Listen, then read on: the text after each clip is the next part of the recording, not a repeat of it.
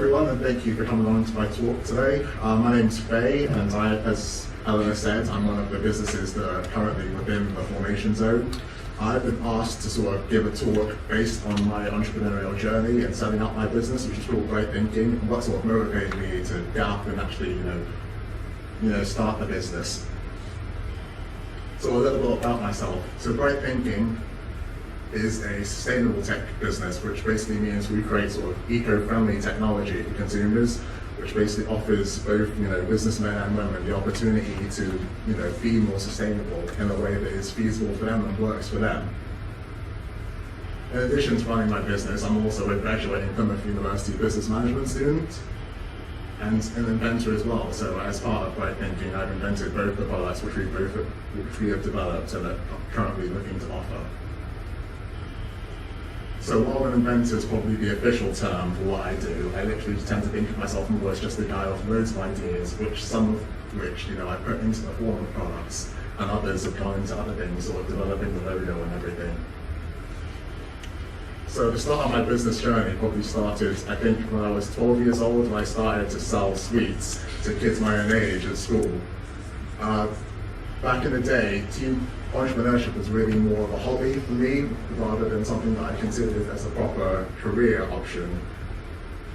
But through the experiences that I had in selling sweets over the years, I did manage to learn a few things about business, such as the importance of good customer service, especially in the case of providing good customer service to somebody like a bully who do something about it, and also the importance of supply and demand and always looking to supply actual, sweets and just goods that people wanted to buy. Because if I was to buy something that no one was really interested in, I'd just be left with a bunch of stock.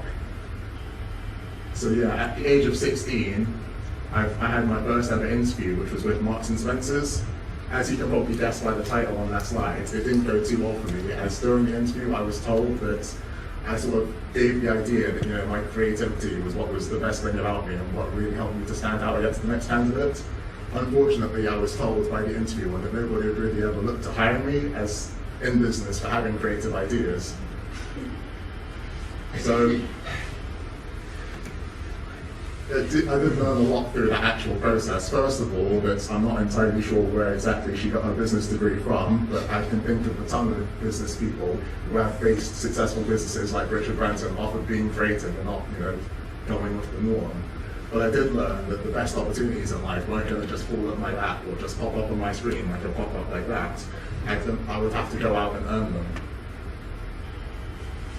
So at that point I really sort of I was given a real sort of drive to try and prove this interviewer wrong, that you don't believe in me at this particular point, you don't believe I can make something out of what I think I'm good at, I'm going to go out there and try and prove you wrong. However, in hindsight, it was definitely a positive thing for me to get this sort of criticism at an early age, as it sort of helped me to realize that not everyone's going to be supportive of the type of products that I develop or the things that I do, but at some points that criticism is either going to help me in improving what I do and what the products that I make, or it's going to teach me how to sort of thick a skin and be able to deal with criticisms that I would get. So at this point onwards, I decided that I was sort of determined at this stage that I wanted to be an entrepreneur. I wanted to set up my own business. So I decided I would try and invest in myself as a creative thinker and apply what I thought I was good at into products which would end up helping people. So a few months later, at 16, I sort of developed my first product, which is shown here. It's a phone stand which is made from recycled plastic, which I now call the Eco Stand. Literally, I just came up with it because I was constantly I had a really messy desk when I was younger, and I was constantly sort of losing my phone behind loads of papers that I had doing my GCSEs. So I just thought it would be nice to have a phone stand which would, let me see where exactly it was. However, leading on from that, I actually decided that, I would try and sell the product during the Young Enterprise scheme, which I did when I was 16.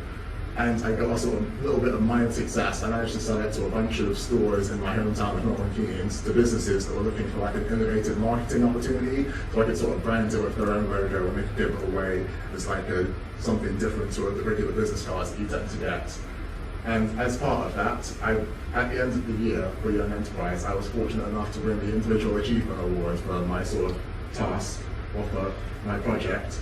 And as well as that, I got offered my first ever job as a result of this. So the manager of one of the stores that I was selling the phone stand to actually came along to the award ceremony for Young Enterprise and saw me there and sort of offered me my first summer job afterwards, which is already sort of proves the interim one that nobody would look to hire me for being creative. So yeah, when I turned 17, my family went on a trip back to my home country of Nigeria, and while I was there, I was really sort of perplexed that despite the fact that it was like almost 40-degree heat, nobody was using solar energy. No one was looking to use renewable energy like that, despite there's such wide potential for it there. I was just wondering why that was the case.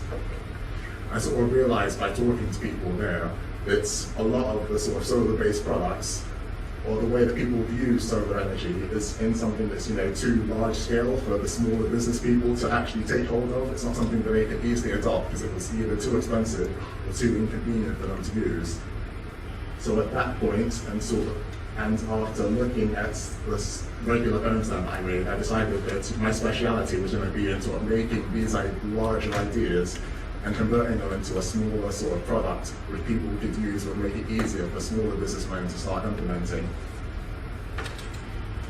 So that's when I sort of had my light bulb moment, and I started, BrighThinking, as it's sort of known as today, sort of started, and with that I also started the product I've been developing for the last few years called the Solar Dock, which this is the photo of a very rough prototype that I made. I literally stole my mom's sort of tablet stand, put a solar panel on it, and just had a battery attached to it just to prove that the concept would work.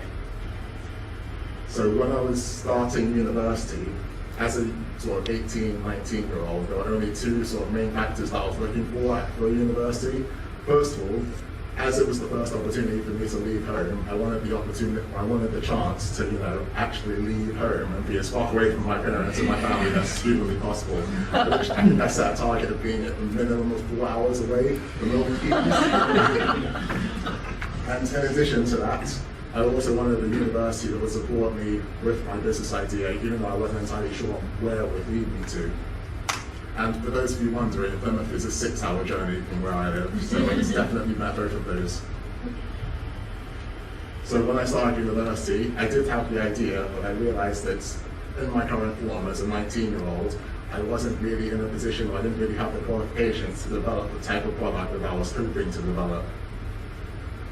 So I realized that, at that stage, it would be really crucial for me to try and, if I didn't have the skills to go out there and make what I wanted to make, and even to connect with people who could. So I literally, in my first year, I went to all the possible events that I could. I took part in networking opportunities for local designers, and looked to see if anyone would help me design my idea or consult with me on it, and what I could do and improve. In addition to this, I took part in loads of business competitions, like games that I'll talk about later, and other ones. And although taking part in all the events that I have could seem a bit, I don't know, maybe tedious to some, the thing that really kept me going was really being able to see the progress that I was making with my products and my actual logo, which hopefully you can see, or you would agree that I have made some progress for the good in comparison to what I had back in the day. So one of the most important competitions that I took part in during my university career was called the Range Business Plan Competition. And as part of this, I was given the opportunity alongside other finalists to pitch my business idea to billionaire and sort of founder of the Range, Chris Dawson.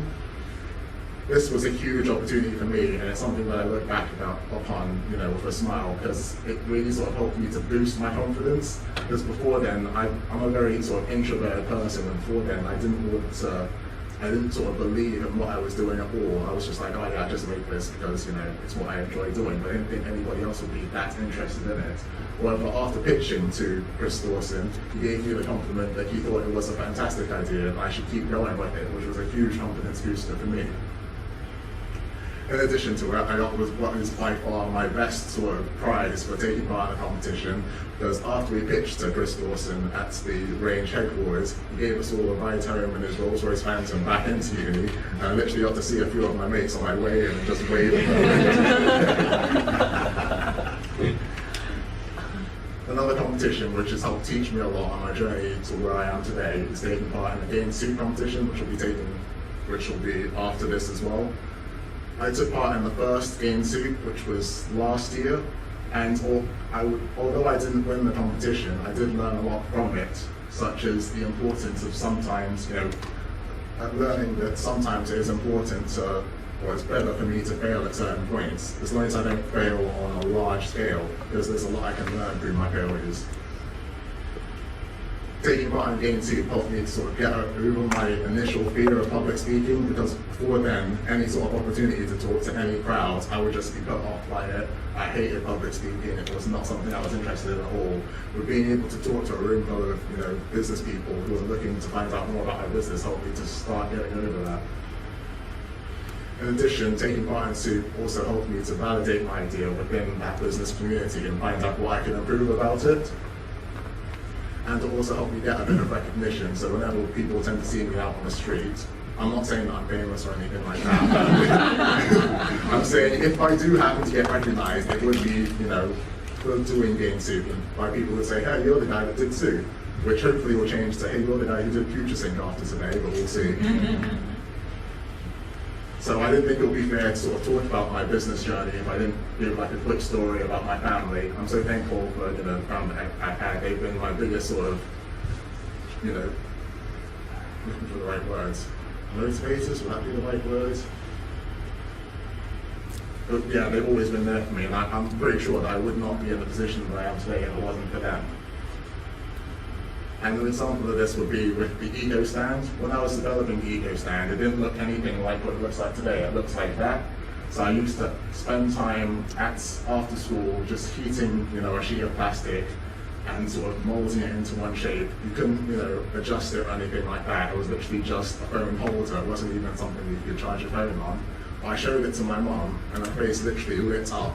And I was sort of really questioning. It was like, it lit up so much that I was sort of questioning, like, Mom, this isn't that good. And then she just went to but she really motivated me to keep going with it. She came up, she was just like, oh yeah, Feyi, this is great. I absolutely love it. It would be even better if you were to, make it so that you could adjust this. And she sort of gave me little pointers on how I could improve the product. And that's how it sort of got into the stage it is at now. So that sort of brings me to the current day where I'm still hoping to continue with my business and continue making products into the future.